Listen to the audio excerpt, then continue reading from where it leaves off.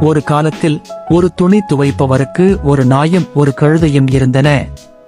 துணி துவைப்பவர் இருவரையும் நேசித்தார். ஆனால் ஒவ்வொரு மாலையும் அவர் தனது நாயுடன் விளையாடுவார்.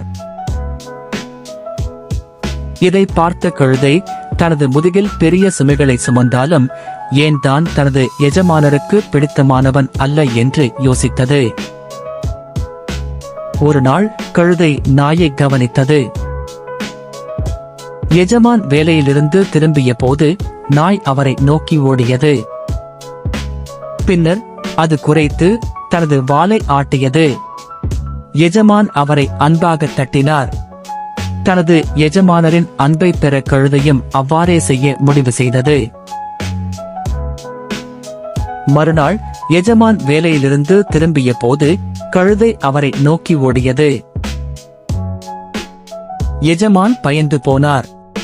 பின்னர் கழுதை சத்தமாக கத்த ஆரம்பித்து தனது வாலை அசைத்தது. எஜமான் கழுதை பைத்தியமாகிவிட்டது என்று நினைத்தார். அவர் ஒரு குச்சியை எடுத்து கழுதையை அடித்தார்.